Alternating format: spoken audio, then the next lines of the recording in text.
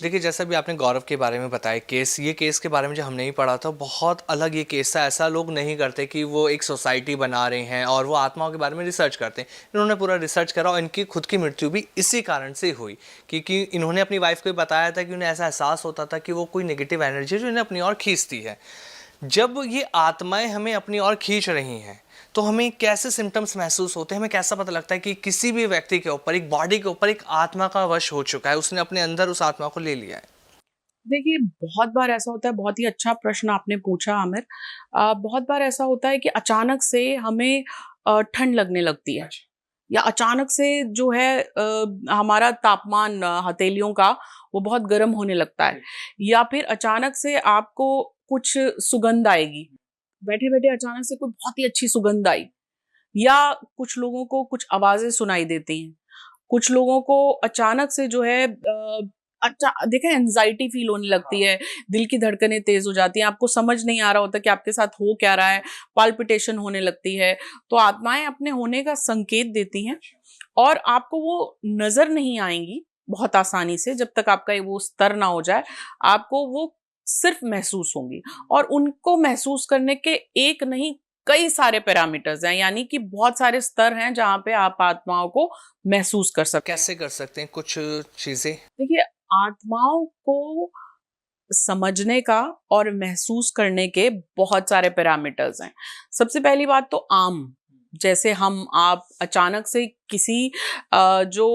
अलग ऊर्जा है, उसको महसूस करने का ना हमारे अंदर सामर्थ्य होता है और एक्चुअली में जब कोई आत्मा को एक्सपीरियंस करता है या एक्स्ट्रा टेरेस्ट्रियल बॉडी को एक्सपीरियंस करता है, तो वो एकदम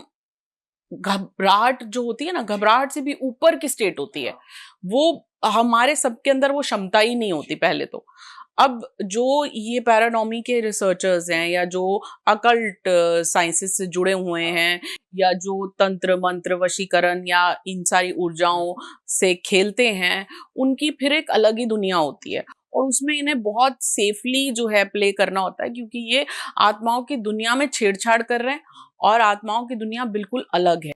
और हम बस एक एहसास कर सकते हैं अपने घर में, जैसे कि बहुत सारे लोग होते हैं, उन्होंने अपने माता-पिता को ठीक से पूछा नहीं होता या घर के जो बूढ़े-बुजुर्ग हैं, उनको ठीक से उनकी केयर नहीं होती और उनके देहांत के बाद भी उनका जो है वो पूर्ण रूप से उनकी बरसी या उनके ठीक ढंग से क्रियाक्रम या नहीं होता। तो जो हमारे पूर्वज होते हैं, अब जिस घर में पूर्वज आपके नाराज हो गए या पितृ नाराज हो गए, उस घर में हमेशा कलह, कलेश, अशांति और परेशानियां बनी ही रहती हैं।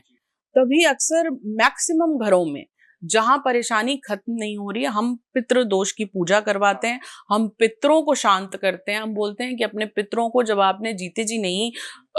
उनकी केयर कर पाए, लेकिन अब मरने के उपरांत आप जो है उनके निमित्त बहुत सारी ऐसी चीजें करें या उनको